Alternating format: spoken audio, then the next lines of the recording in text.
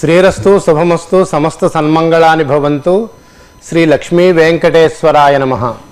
శుక్లాంబరధరం విష్ణుం శశివర్ణం చతుర్భుజం ప్రసన్నవదనం ధ్యాయేత్ సర్వవిఘ్నోపశాంతయే. యస్యద్వరది వక్త్రాద్యాః పారిషద్యాః పరస్సతం విఘ్నం నిఘ్నంతి సతతం విశ్వక్సేనం తమాశ్రయే. జ్ఞానానందమయం దేవం నిర్మలస్ఫటికాకృతిం ఆధారం సర్వవిద్యానాం హయగ్రీవముపాస్మహే. శ్రీవేంకటాచలాధీశం శ్రియాధ్యాసిత వక్షసం శ్రితచేతన మందారం శ్రీనివాసమహం భజే. కలియుగ ప్రత్యక్ష దైవమై కామితార్థప్రదుడై అనంత కళ్యాణ మహోదధియై తిరుమలలో వరాహక్షేత్రంలో అర్చావతారమును వేంచేసి ఉన్న శ్రీ వెంకటేశ్వరుడు యావన్ మందికి సమస్త శుభమంగళాలని కలిగించాలని ప్రార్థిస్తూ, శ్రీ వెంకటేశ్వర భక్తి ఛానల్ ప్రేక్షకులందరికీ, అలాగే దేశ విదేశాల్లో సాంప్రదాయంగా నేడు వికారి ఉగాది సంవత్సరం ఉగాది పండుగను జరుపుకుంటున్నటువంటి సమస్త ప్రజానీకానికి సమస్త శుభాలు కలగాలని ఆశిస్తూ పంచాంగ శ్రవణం ప్రారంభిస్తున్నా.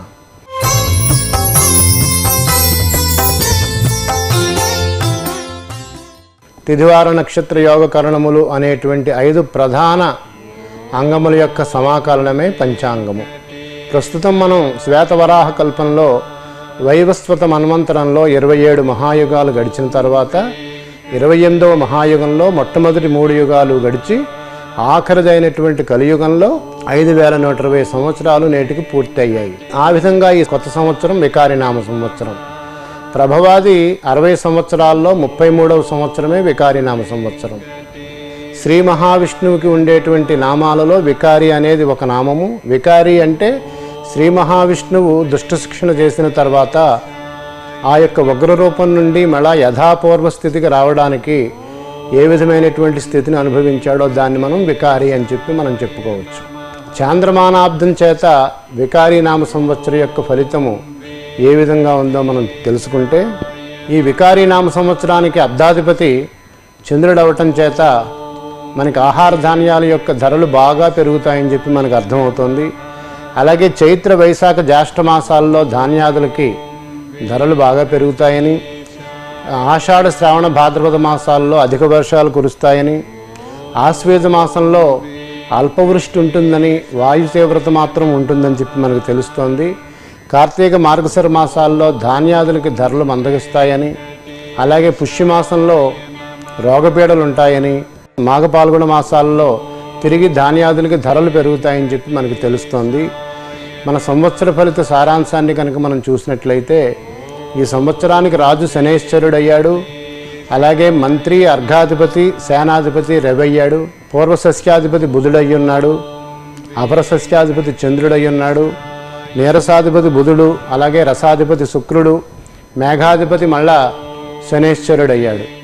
ఈ విధంగా మనకు 9 విభాగాల యొక్క అధిపతులను చూస్తే కనుక దాంట్లో పాపాధిక్యత ఎక్కువగా ఉంది. 5 పాపులైతే కనుక 4 విభాగాలకి అధిపతులు మాత్రం శుభులయ్యారు. అలాగే కుత్సిత స్నేహంతో మిత్రత్వ బలం సంపాదించిన వారు బలవంతుల్ని జయిస్తారు అని చెప్పి మనకి రాజు శనైశ్వరుడు అవటం మూలంగా ఫలితం సూచిస్తోంది. మంత్రి అర్ఘాధిపతి సేనాధిపతి రవి అయ్యున్నారు.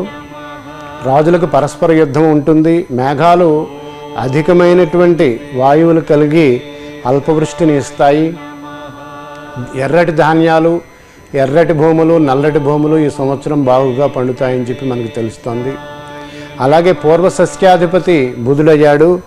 పూర్వసస్యాలకి వాయు రూపంలో పీడలు, అలాగే చేడుపీడలు ప్రారంభంలో ఉంటాయని చెప్పి మనకు తెలుస్తోంది. అపరసస్యాధిపతి చంద్రుడు అవటం మూలంగా పశువులు సమృద్ధిగా పాలనిస్తాయి. వెన్న, పాలు, పెరుగు సరసమైన ధరలతోటి అందరికీ అందుబాటులో ఉంటాయి. ఇంకా నీరస ద్రవ్యాలకి అధిపతి బుధుడయ్యాడు. చిత్రవస్త్రములు, చందనము, సుగంధ ద్రవ్యాలు అందుబాటులో ఉంటాయని చెప్పి మనకు తెలుస్తోంది. ఇంకా రసద్రవ్యాలకి అధిపతి శుక్రుడు అవటం మూలంగా కుంకుమ పువ్వు, కర్పూరం, అగరు, చందనము, సెంటు, పన్నీరు మొదలైనటువంటి సుగంధ ద్రవ్యాలు, అలాగే రసాయనిక పదార్థాలు, పాదరసము, క్షారములు, కందమూలాది ఫలాదులు, పండ్లు పుష్పములు కూడా విరివిగా పండి అందరికీ అందుబాటులో ఉంటాయని చెప్పి మనకు తెలుస్తోంది. అలాగే ఈ సంవత్సరానికి మేఘాధిపతి శని ఉన్నాడు. మేఘాధిపతి శని అవటం మూలంగా అతి శీతల వాయువుల ప్రాబల్యం అధికంగా ఉంటుంది. రాత్రి సమయంలో ఆర్ద్ర నక్షత్రంలోకి రవి ప్రవేశించడం మూలంగా సస్యములకి సాధారణమైనటువంటి ఫలితాలు ఉంటాయని చెప్పి తెలుస్తుంది. అంటే తొలకరి వర్షాలు కురిసిన తర్వాత మొట్టమొదటి సస్యాలకి చీడపీడలు ఉంటాయి, క్రమేపీ కోలుకుని బాగుంటాయని చెప్పి మనకు తెలుస్తుంది. అలాగే పశుపాలకుడు, గోష్ఠాగార ప్రాపకుడు, గోష్ఠాద్ బహిష్కర్త ఈ 3 విషయాలకి అధిపతి బలరాముడే అవటం మూలంగా పశువులు గోవులు ఆరోగ్యకరంగా ఉండి సమృద్ధిగా పాలనిస్తాయని చెప్పి మనకి ఫలితం తెలుస్తోంది. తొలకరి వర్షాలు జ్యేష్ఠ శుక్ల పంచమి నుంచి మనకు తొలకరి వర్షాలు ప్రారంభమవుతాయి. అలాగే మే నెలలో 16వ తేదీకి ముందుగా మృగశిర నక్షత్రంలో దహననాడిలో కుజుడి యొక్క సంచారం చేత వాయు ప్రాబల్యం కలిగి గాలి దుమారాలు అలాగే వర్ష సూచన కూడా మనకు కనపడుతోంది. జూలై 16 అంటే ఆషాఢ పూర్ణిమ ప్రాంతానికి మనకి పాక్షిక చంద్రగ్రహణం సంభవించబోతోంది. అలాగే డిసెంబర్ 26వ తేదీ అంటే మార్గశిర మాసంలో అమావాస్య నాటికి పాక్షిక సూర్యగ్రహణం సంభవించబోతోంది. నవంబర్ 4వ తేదీ నుంచి పుష్కరవాహిని అంటే బ్రహ్మపుత్ర నదికి పుష్కరాలు ప్రారంభమవుతాయి. అలాగే ఈ సంవత్సరం పాల్గొన మాసంలో శుక్లపక్షంలో ద్వాదశి అంటే 2020 సంవత్సరంలో మార్చి 6వ తేదీ నాడు గోవింద ద్వాదశి అనేటువంటి అలభ్యమైనటువంటి యోగం మనకి సంభవించబోతోంది. ఎందుచేతనంటే అనేక విశేష యోగాలతోటి శనేశ్వరుడు మకర రాశిలో ఉండగా, దేవగురుడైనటువంటి బృహస్పతి ధనురాశిలో ఉండగా, సూర్యభగవానుడు రవి కుంభరాశిలో ఉండగా శోభన యోగంలో అనేక తిదివార నక్షత్రాల యొక్క సంపుటి ప్రకారం ఇది ఒక అలభ్య యోగం కింద మనం దాన్ని తీసుకోవచ్చు. ఈరోజు ఎవరైతే కనుక పుష్కరిణి లేకపోతే పవిత్రమైనటువంటి నదులలో స్నానం చేసి శ్రీ మహావిష్ణువుని ధరిస్తారో వాళ్ళకి విశేషంగా యోగం ఉంటుంది. ఇటువంటి యోగం 150 సంవత్సరాల తర్వాత ఇప్పుడు రాబోతోంది. శ్రీ వికారి నామ సంవత్సరంలో మేషాది ద్వాదశ రాశుల వాళ్ళకి గోచార ఫలితాలు ఏ విధంగా ఉన్నాయి, ఎటువంటి పరిణామాలు సంభవించబోతున్నాయి అన్నదానికి గోచార ఫలితాలు వివరిస్తాను. మేషరాశి వారికి ఆదాయం 14గా ఉంది, అలాగే వ్యయం కూడా 14, రాజపూజ్యం 3, అవమానం 6. ఈ సంవత్సరం మేషరాశి వాళ్ళకి చిరకాలంగా నిలిచి ఉన్నటువంటి సమస్యలకి పరిష్కారం లభిస్తుంది. వివాహాది శుభకార్యాలు సంప్రాప్తిస్తాయి. ఇష్టకార్యసిద్ధి కలుగుతుంది. నాయకత్వ లక్షణములు పెంపొందింపబడతాయి. ఆరోగ్య విషయంలో జాగ్రత్తగా ఉండటం అవసరం. గురుని యొక్క భాగ్యరాశి సంచారం ధనలాభాన్ని గౌరవాన్ని, అష్టమరాశి సంచారం స్థానచలనాన్ని స్వల్ప అనారోగ్యాన్ని తెచ్చిపెడుతుంది. శివదర్శనం చేసుకుంటే మంచిది. మేషరాశి వారికి అదృష్ట సంఖ్య 9 అయ్యింది. అలాగే 1, 2, 3, 6 తేదీలు ఆదివారం బుధవారం గురువారంతో కలిస్తే కనుక మరింత యోగప్రదంగా ఉంటుందని చెప్పి తెలుస్తోంది. మేషరాశి వారికి ఈ సంవత్సరం అష్టమ గురుడి యొక్క ప్రభావం ఉంది కాబట్టి శరీర ఆరోగ్యం బాగుండడానికి గురువారం నాడు ఈశ్వరాలయంలో ప్రదక్షిణలు చేసి శనగల దానం చేస్తే కనుక ఆరోగ్యం బాగుండటంతో పాటు ఆర్థిక విషయాలు మెరుగుపడతాయి. ఇక వృషభ రాశి వారికి ఆదాయం 8, వ్యయం 8, రాజపూజ్యం 6, అవమానం 6. ఆదాయ వ్యయాలు రాజపూజ్య అవమానాలు సమానంగా ఉన్నాయి. ఈ వృషభ రాశి వారికి ఈ సంవత్సరం అష్టమ శని సంచారం చేత కొన్ని వ్యవహార ప్రతిబంధకాలు ఉన్నప్పటికీ కూడా ఇవి నిదానంగా క్రమేపీ తొలగిపోతాయి. రియల్ ఎస్టేట్ స్థిరాస్తి వ్యాపారస్తులకి అధిక లాభం కలుగుతుంది. ఈ వృషభ రాశి వారి ఈ సంవత్సరం వాగ్దాడి ప్రదర్శించి ఇతరులపై ఆధిపత్యం సాధిస్తారు. రైతులకు పెట్టుబడులు ఎక్కువగా ఉన్నప్పటికీ కూడా అధిక దిగుబడుల చేత పంటలు ఆశాజనకంగా ఉంటాయి. వృషభ రాశి వారికి ఈ సంవత్సరం గురువుల యొక్క ఆశీస్సులు లభిస్తాయి. గతం నుండి నిలిచినటువంటి వ్యవహార ప్రతిబంధకాలు క్రమక్రమేపీ తొలగుతాయి. ఈ వృషభ రాశి వారికి అదృష్ట సంఖ్య 6 అయ్యింది. 3, 4, 5, 8 తేదీలు బుధ శుక్ర శనివారాలతో కనుక కలిస్తే మరింత యోగప్రదంగా ఉంటుంది. ఈశ్వరాభిషేకం చేసుకోవటం మూలంగా, విష్ణు ఆరాధన చేయటం మూలంగా మరిన్ని సత్ఫలితాలు పొందుతారు. వృషభ రాశి వారికి ఈ సంవత్సరం అష్టమ రాశిలో శని యొక్క సంచారం జరుగుతోంది కాబట్టి అష్టమ రాశిలో సంచారం చేస్తున్నటువంటి శని వ్యవహార ప్రతిబంధకాలని ధన నష్టాన్ని కలగజేస్తాడు కాబట్టి దాన్ని అధిగమించడానికి శనైశ్వరుడికి అభిషేకం చేయటం మూలంగా, అలాగే ఆంజనేయ స్వామి వారికి సుందరకాండలో ఉన్నటువంటి ప్రధానమైనటువంటి శ్లోకాలను చదువుకోవటం మూలంగా ఆర్థిక పురోభివృద్ధి కలుగుతుంది, వ్యవహార ప్రతిబంధకాలు తొలగుతాయి, ఆర్థికంగా మెరుగుపడతారు. మిథున రాశి. మిథున రాశి వారికి ఈ సంవత్సరం ఆదాయం 11, వ్యయం 5, అలాగే రాజపూజ్య అవమానాలు 2 సమానంగా ఉన్నాయి. మిథున రాశి వాళ్ళకు కూడా గురుడు షష్ఠ రాశిలో సంచారం చేయటం మూలంగా స్వల్పమైనటువంటి అనారోగ్యం ఉంటుంది. ఇది దీర్ఘకాలికమైనది అయితే కాదు. గతంలో ఉన్న సమస్యలన్నీ కూడా క్రమక్రమేపీ తొలగిపోతాయి. సప్తమ రాశి సంచారం మూలంగా ఆరోగ్యం, ధనలాభాలు కలుగుతాయి. శని అష్టమ రాశి సంచారం మూలంగా స్థానచలనాన్ని, ధన వ్యయాన్ని తెలియజేస్తోంది. కొంతమటికి అపమృత్యు భయం ఉంది. దీని నివారణ గురించి మందపల్లిలో శనేశ్వరుడికి గనక అభిషేకం చేసుకుంటే విశేష ఫలితాలు ఉంటాయి. విద్యార్థులు వారి వారి చదువుల్లో ఉత్తీర్ణత సాధిస్తారు. వ్యవసాయదారులకి మొదటి పంట కంటే 2 పంట విశేషంగా లాభిస్తుంది. ఈ రాశి వారికి అదృష్ట సంఖ్య 5, అలాగే 1, 3, 6, 8 తేదీలు ఆదివారం, గురువారం, శుక్రవారంతో కలిసి వస్తే కనుక మరింత విశేషంగా ఉంటుందని చెప్పి మనకు తెలుస్తోంది.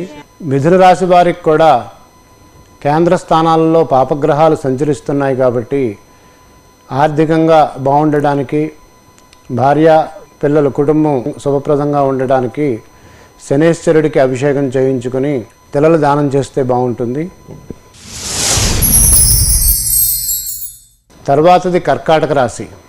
కర్కాటక రాశి వారికి ఈ సంవత్సరం ఆదాయం 5, వ్యయం 5, రాజపూజ్యం 5, అవమానం 2. ఈ రాశి వారికి గురుడు సంవత్సరాది నుండి ఏప్రిల్ 22 వరకు ధనురాశి యందు సువర్ణమూర్తిగా సర్వ సౌఖ్యాలని కల్పిస్తాడు. అలాగే ఏప్రిల్ 22 నుంచి వృశ్చిక రాశిలో ప్రవేశించి నవంబర్ 4 వరకు కూడా రజితమూర్తిగా సౌభాగ్యకరంగా ఉంటాడు. నవంబర్ 5 నుంచి తిరిగి సంవత్సరాంతం వరకు కూడా సామాన్య ఫలితాలు ఉన్నాయి. ధనధాన్య లాభములు కలుగుతాయి. ఇంట బంధువుల సందడి ఎక్కువగా ఉంటుంది. వారి ప్రశంసలు, అభినందనలు కలుగుతాయి. గురుని షష్ఠరాశి సంచారం మూలంగా స్వల్ప అనారోగ్యం ఉంటుంది. వ్యవసాయదారులకు పంటలు బాగా కలిసి వస్తాయి. 2వ పంట సామాన్యంగా ఉంటుంది. వ్యాపారస్తులకు సంవత్సర పూర్వార్ధంలో చాలా బాగుంటుంది. ఉత్తరార్ధం సామాన్యంగా ఉంటుంది. ఈ కర్కాటక రాశి వారికి అదృష్ట సంఖ్య 2 అయింది. 4, 6, 8 కలిగినటువంటి సంఖ్యలు ఆది, సోమ, శుక్ర, శనివారాలతో కలిస్తే కనుక మరింత బాగుంటుందని చెప్పి మనకి ఫలితం తెలుస్తుంది. కర్కాటక రాశి వారికి ఈ సంవత్సరం శుభప్రదమైనటువంటి ఫలితాలు ఉన్నాయి. సుబ్రహ్మణ్యేశ్వర స్వామి ఆరాధన చేయటం మూలంగా శరీర ఆరోగ్యం మరింతగా మెరుగుపడుతుంది. 10 మందిలోనూ గౌరవం పెరుగుతుంది. సింహరాశి వాళ్ళకి ఆదాయం 8, వ్యయం 14, రాజపూజ్యం 1, అవమానం 5. ఈ రాశి వారికి సంవత్సరాది నుండి ఏప్రిల్ 22 వరకు ధనురాశిలో రజితమూర్తిగా సౌభాగ్యకరంగా సర్వశుభాలని కలగజేస్తాడు. నవంబర్ 5 నుండి సువర్ణమూర్తి సర్వ సౌఖ్యాలని కలగజేసి ధనలాభాన్ని కలిగిస్తాడు. ఈ రాశి వారికి అదృష్ట సంఖ్య 1 అయింది. అలాగే 3, 4, 5, 9 సంఖ్యలు ఆదివారం, మంగళవారం, బుధవారంతో కలిస్తే కనుక మరింత శుభప్రదంగా ఉంటుందని చెప్పి మనకు తెలుస్తోంది. సింహరాశి వారికి ఈ సంవత్సరం గురుబలం అంతంత మాత్రంగానే ఉంది కాబట్టి శివాభిషేకం చేయించుకొని పార్వతీదేవికి కుంకుమ పూజ కనుక జరిపిస్తే విశేషమైనటువంటి ఫలితాలు ఉంటాయి. ఇక కన్యారాశి వాళ్ళకి, కన్యారాశి వారికి ఈ సంవత్సరం ఆదాయం 11 అయితే వ్యయం 5 అయింది. అలాగే రాజపూజ్యం 4, అవమానం 5. ఈ రాశి వారికి గృహ నిర్మాణాది శుభ ధన వ్యయం కలగబోతోంది. విద్యా ఉన్నతులు కలిగిస్తాయి. కానీ మిక్కిలి జాగరూకతతోటి వ్యవహరించవలసినటువంటి సమయం. వ్యవసాయదారులకి పంటలు సామాన్యంగా ఉంటాయి, నామమాత్రంగా ఉంటాయి. విద్యార్థులు కృషి చేస్తే కనుక తప్పనిసరిగా వాళ్ళు ఫలితాన్ని పొందుతారు. ఏ రంగంలో వారికైనా కానీ ఈ సంవత్సరం లాభం వస్తుంది, కానీ స్వల్పమైనటువంటి లాభం వస్తుంది. దత్తాత్రేయ స్తోత్రాన్ని పఠిస్తే కనుక చాలా బాగుంటుంది. ఈ రాశి వారికి కూడా అదృష్ట సంఖ్య 5 అయింది. 3, 1, 6, 8 తేదీల సంఖ్యలు ఆదివారం, బుధవారం, గురువారం, శనివారంతో కలిస్తే కనుక మరింత శుభప్రదంగా ఉంటుందని చెప్పి మనకు తెలుస్తోంది. కన్యా రాశి వారికి ఈ సంవత్సరం అర్ధాష్టమశని ప్రభావం ఉంది కాబట్టి సుబ్రహ్మణ్యేశ్వర స్వామికి అభిషేకం చేయించి పార్వతీదేవికి కుంకుమ పూజ జరిపిస్తే కనుక విశేషంగా ఫలితాలు ఉంటాయి. తులారాశి వారికి ఈ సంవత్సరం ఆదాయం 8, వ్యయం 8, రాజపూజ్యం 7, అవమానం 5. ఈ రాశి వారికి సౌభాగ్యకరంగా ఉంటుంది. అలాగే జనవరి 24వ తేదీ వరకు కూడా ధనురాశిలో తృతీయ స్థానంలో శుభగ్రహ సంచారం చేత ధైర్యం కలుగుతుంది, సంపాదనలు కలిగిస్తుంది, భూ వివాదాలు తొలగుతాయి, సంతాన మూలకంగా సుఖములు, సంపద కలుగుతుంది. ఈ రాశి వారికి ఈ సంవత్సరం శుభాశుభ ఫలితములు మిశ్రమంగా ఉంటాయి. వ్యవసాయదారులకు సార్వా పంట అనుకూలిస్తుంది. ఈ రాశిలోని స్త్రీ పురుషులకు ఇంతవరకు వివాహం కాని వారికి కళ్యాణాది శుభయోగాలు కలుగుతాయి. ఈ రాశి వారికి అదృష్ట సంఖ్య 6, అలాగే 5, 7, 9 సంఖ్యలు గల తేదీలు బుధవారం, శుక్రవారం, శనివారంతో కలిస్తే కనుక ఆ రోజుల్లో వీళ్ళకి విశేషంగా ఉంటుంది. తులారాశి వారు ఈ సంవత్సరం శ్రీ వెంకటేశ్వర స్వామిని ప్రతినిత్యం ఆరాధించినట్లయితే కనుక మనస్సు ప్రశాంతంగా ఉండటంతో పాటు ఆర్థిక విషయాల్లో, కుటుంబ విషయాల్లో మెరుగుపడతారు. తర్వాత వృశ్చిక రాశి. వృశ్చిక రాశి వారికి ఈ సంవత్సరం ఆదాయ వ్యయాలు సమానంగా ఉన్నాయి, 14. అలాగే రాజపూజ్య అవమానాలు 3, 1గా ఉన్నాయి. రాజపూజ్యం 3 అయితే అవమానం 1 అయింది. ఈ రాశి వారు గురుబలం చేత ఎటువంటి పనినైనా సరే సాధిస్తారు. అలాగే సంవత్సరం చివరి నాటికి ధనాన్ని నిల్వ చేయగలుగుతారు. ఈ రాశిలో కూడా వివాహం కాని యువతి యువకులకి వివాహం అవుతుంది, శుభకార్యాలు సిద్ధిస్తాయి. గురుని యొక్క జన్మరాశి సంచాల కాలంలో తీర్థయాత్రలు చేస్తారు. ఉద్యోగస్తులకి స్థానచలనం కలిగేటువంటి అవకాశం ఉంది. ఆరోగ్యం అంతంత మాత్రంగా ఉండొచ్చు, అయితే ఏ విధమైన లోటు రాదు. ఇంతవరకు ఉన్నటువంటి ఏలినాటి శని ప్రభావం తొలగటం మూలంగా వీళ్ళకి కార్యజయం కలుగుతుంది. క్రమక్రమేపీ అడ్డంకులన్నీ తొలుగుతాయి. సుఖమయమైనటువంటి జీవితాన్ని వీరు అనుభవిస్తారు. వ్యవసాయదారులకు 2 పంటలు కూడా ప్రోత్సాహకరంగా ఉంటాయి. చేతి వృత్తుల వారికి లాభము అధికంగా ఉంటుంది. ఈ రాశి వారికి అదృష్ట సంఖ్య 9 అయింది. అలాగే 1, 2, 3, 4 తేదీలు ఆదివారం, సోమవారం, మంగళవారం ఈ వారాలతో కలిసిన రోజుల్లో వీళ్ళకి విశేషంగా ఉంటుందని చెప్పి మనకు తెలుస్తుంది. వృశ్చిక రాశి వారికి జన్మరాశిలో గురుడు సంచారం జరుగుతోంది కాబట్టి తొట్టుబాటుగా ఉండటం, పనుల హడావిడిలో ఉండటం, స్వల్పమైనటువంటి అనారోగ్యం ఉంటుంది కాబట్టి దాన్ని అధిగమించడం కోసం శివాభిషేకం చేయించుకుని శనగలు దానం చేస్తే బాగుంటుంది. ధనురాశి యొక్క గోచార ఫలితాలు. ధనురాశి వారికి ఈ సంవత్సరం ఆదాయం 2 అయితే వ్యయం 8 అయింది. రాజపూజ్యం 6 అయితే అవమానం 1 అయింది. ధనురాశి వారికి ఈ సంవత్సరం గృహమున కళ్యాణాది శుభయోగాలు సంప్రాప్తిస్తాయి. అంటే శుభమూలకమైనటువంటి ధన వ్యయం కలుగుతుంది.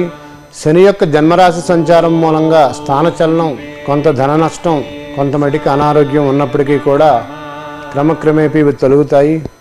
తీర్థయాత్రలు, దైవ దర్శనం చేసేటువంటి అవకాశం వీరికి ఉంది. ఈ రాశిలో ఉన్నటువంటి స్త్రీ పురుషులకు కూడా వివాహం కాని వారికి వివాహం అవుతుంది. వ్యవసాయదారులకైతే 2 పంటలు ఫలిస్తాయి. కళాకారులకి, సినీ పరిశ్రమ వారికి, క్రీడాకారులకి మంచి ప్రోత్సాహం లభిస్తుంది. ఈ సంవత్సరం ఈ ధనురాశి వారికి అదృష్ట సంఖ్య 3 అయితే 1, 2, 5, 9 సంఖ్యలు గల తేదీలు ఆదివారం, బుధవారం, గురువారాలతో కలిస్తే కనుక మరింత విశేషంగా ఉంటుంది. ధనురాశి వారికి జన్మరాశిలో శనేశ్వరుడి సంచారం జనవరి 20 వరకు ఉంటుంది కాబట్టి ఈ లోపల ఈశ్వరాభిషేకం చేయించుకుని శివపార్వతి, చండీ, దుర్గా, సుబ్రహ్మణ్యేశ్వర స్వామి స్తోత్రాలని పఠిస్తే కనుక చాలా మెరుగ్గా ఉంటుంది. మకర రాశి వారికి ఈ సంవత్సరం ఆదాయ వ్యయాలు 5, 2గా ఉన్నాయి. ఆదాయం 5, వ్యయం 2, అలాగే రాజపూజ్యం 2, అవమానం 4. ఈ రాశి వారికి కూడా గురుడు శుభమూలకమైనటువంటి ధన వ్యయాన్ని సంప్రాప్తింపజేస్తాడు. తదుపరి వృశ్చికంలో ప్రవేశించి నవంబర్ 4 వరకు సువర్ణమూర్తి అన్ని రంగాల వారికి అన్ని రకాలుగా సౌఖ్యంగా ఉంటుంది. అలాగే లాభరాశి సంచారంలో అత్యంత అనుకూలం, ధనలాభం కలుగుతుంది. జన్మరాశి సంచారం మూలంగా స్థానచలనం కలుగుతుంది. రాహువు ఈ రాశి వారికి సంవత్సర పూర్వార్ధంలో గురుబలం చేత ఏ రంగంలో వ్యవహరించే వారికైనాను లాభం కలుగుతుంది. వ్యవసాయదారులకైతే సార్వా పంట అత్యంత అనుకూలంగా ఉంటుంది, దాళవా పంట కూడా తగుమాత్రంగా ఉంటుంది. ఈ రాశి వారికి అదృష్ట సంఖ్య 8 అయింది. 3, 5, 6, 7 సంఖ్యలు గల తేదీలు సోమవారం, మంగళవారం, శుక్రవారాలతో కలిస్తే కనుక మరింత యోగప్రదంగా ఉంటుంది. మకర రాశి వారికి కూడా సంవత్సర ప్రారంభంలో వ్యయ రాశిలో శని సంచారం, తర్వాత జన్మరాశిలో శని సంచారం, ఏలినాటి శని ప్రభావం ఉంది కాబట్టి సుందరకాండలో ఉండేటువంటి ఆంజనేయ స్వామికి సంబంధించినటువంటి జ్ఞాన శ్లోకాలు చదువుకుంటే ఉత్తమమైనటువంటి ఫలితాలు ఉంటాయి. కుంభరాశి వారికి ఆదాయం 5, వ్యయం 2, రాజపూజ్యం 5, అవమానం 4. ఈ సంవత్సరం కుంభరాశి వారు విశేషమైనటువంటి ప్రతిభా పాఠవాలని సంపాదిస్తారు. ఎందుచేతనంటే ఈ లాభస్థాన రాజ్యస్థాన సంచారం చేత అఖండ విజయాలు కలుగుతాయి, ధనలాభం కలుగుతుంది. ఈ రాశి వారికి 10 మందిలో గౌరవం లభిస్తుంది. విద్యారంగం, సాంకేతిక రంగంలో ఉండేటువంటి నిపుణులకి చాలా ప్రోత్సాహకరంగా ఉంటుంది. వర్తకులు మంచి లాభాలని ఆర్జిస్తారు. ఈ రాశి వారికి అదృష్ట సంఖ్య 8 అయింది. అలాగే 2, 3, 6 సంఖ్యలు గల తేదీలు మంగళవారం, శుక్రవారం, సోమవారాలతో కలిసినట్లయితే ఆ రోజుల్లో మరింత అవకాశాలు బాగుండి అభివృద్ధిగా ఉంటాయి. కుంభరాశి వారికి ఈ సంవత్సరం జనవరి 20 తదుపరి ఏలినాటి శని ప్రభావం ప్రారంభమవుతుంది కాబట్టి దాన్ని అధిగమించడం కోసం మందపల్లిలో శనేశ్వరుడికి తైలాభిషేకం చేయించుకొని ప్రతినిత్యం హనుమాన్ చాలీసా చదివితే కనుక కార్యజయం కలుగుతుంది. మీనరాశి వారికి ఈ సంవత్సరం ఆదాయం 2, వ్యయం 8, అలాగే రాజపూజ్యం 1, అవమానం 7గా ఉన్నాయి. ఈ రాశి వారికి కూడా విశేషమైనటువంటి ఫలితాలు ఉన్నాయి. ధనయోగం కలుగుతుంది. రాహుకేతువులు మిశ్రమ ఫలితాన్ని ఇస్తారు. గురుబలం చేత ధనలాభము, కార్య విజయము కలుగుతాయి. అఖండ గౌరవ సన్మానాలు కలుగుతాయి. ఈ రాశిలో ఉండేటువంటి స్త్రీ పురుషులకి వివాహం కాని వారికి వివాహం జరుగుతుంది. విద్యార్థులు తమ నైపుణ్యాన్ని ప్రదర్శించి అసాధారణంగా రాణిస్తారు, ఉత్తీర్ణత చెందుతారు, ఉత్తమమైనటువంటి ఫలితాలను సాధిస్తారు. ఉపాధ్యాయులు, ఉద్యోగులు, పై అధికారుల మన్ననలను, సన్మానాలని పొందుతారు. వ్యవసాయదారులకైతే 2 పంటలు లాభిస్తాయి. ఏ రంగంలో వారికైనా కానీ విశేషమైనటువంటి ధనలాభం కలుగుతుంది. ఈ రాశి వారికి అదృష్ట సంఖ్య 3, అలాగే 1, 2, 5, 9 తేదీల సంఖ్యలు ఆదివారం, సోమవారం, గురువారాలతో కలిస్తే కనుక మరింత విశేష యోగప్రదంగా ఉంటుంది. మీనరాశి వారికి ఈ సంవత్సరం గ్రహస్థితి చాలా అనుకూలంగా ఉంది. అయినప్పటికీ కూడా సుబ్రహ్మణ్యేశ్వర స్వామిని ఆరాధన చేస్తే కనుక విశేషమైన ఫలితాలు కలుగుతాయి. అశ్వినియాది 27 నక్షత్రాల వాళ్ళకి ఈ సంవత్సరం ఫలితం ఏ విధంగా ఉందో ఒకసారి చూస్తే కనుక అశ్విని, పుష్యమి, స్వాతి, అభిజిత్ నక్షత్రాల వాళ్ళకి కొద్దిగా మనస్తాపం కలుగుతుంది. భరణి, ఆశ్లేష, విశాఖ, శ్రవణ నక్షత్రం వాళ్ళకి 10 మందిలో గౌరవం, రాజపూజ్యత కలుగుతుంది. అలాగే కృత్తిక, మఘ, అనురాధ, ధనిష్ట నక్షత్రం వాళ్ళకి ఇతరుల మూలంగా కొన్ని సమస్యలు ఉత్పన్నమవుతాయి. రోహిణి, పుబ్బ, జ్యేష్ఠ, శతభిష నక్షత్రం వాళ్ళకి నూతన వస్త్రాలు కొనుక్కుని అలంకార ప్రాప్తి కలుగుతుంది. మృగశిర, ఉత్తర, మూల, పూర్వభాద్ర నక్షత్రం వాళ్ళకి స్వల్పమైనటువంటి అనారోగ్యం కలిగే అవకాశం ఉంది. ఆర్ద్ర, హస్త, పూర్వాషాఢ, ఉత్తరాభాద్ర నక్షత్రం వాళ్ళకి శారీరక ఆరోగ్యం బాగుంటుంది, ఆయుర్దాయం వృద్ధి అవుతుంది. పునర్వసు, చిత్ర, ఉత్తరాషాఢ, రేవతి నక్షత్రం వాళ్ళకి వారు చేసేటువంటి పనులలో అర్ధలాభం, ధనలాభం కలుగుతుంది. స్వామి పుష్కరిణీ స్నానం, శ్రీ వెంకటేశ్వర దర్శనం, మహాప్రసాద స్వీకారం, త్రైలోక్య దుర్లభం. శ్రీ వెంకటేశ్వర స్వామిని దర్శించడం, పుష్కరిణిలో స్నానం చేయటం, స్వామివారి ప్రసాదం స్వీకరించడం అనేది 3 లోకాలలోనూ దుర్లభమైనటువంటి విషయం కాబట్టి కలియుగంలో వరాహక్షేత్రంలో శ్రీ వెంకటేశ్వర స్వామిని వారిని దర్శించి సమస్తమైనటువంటి శుభాలని పొందగలుగుతారు. అలాగే లోకకర్త సూర్యభగవానుడు శ్రీ వెంకటేశ్వర స్వామి సమస్త జనులను సన్మార్గాలతో నడిపించి లోకానికి శాంతి, రక్షణ, సమస్త సన్మంగళాలని అనుగ్రహించుదురుగాక. శుభం భూయాత్. శ్రియః కాంతాయ కళ్యాణ నిధయే నిధయేర్థినాం శ్రీవేంకట నివాసాయ శ్రీనివాసాయ మంగళం. సమస్త సన్మంగళాని భవంతు.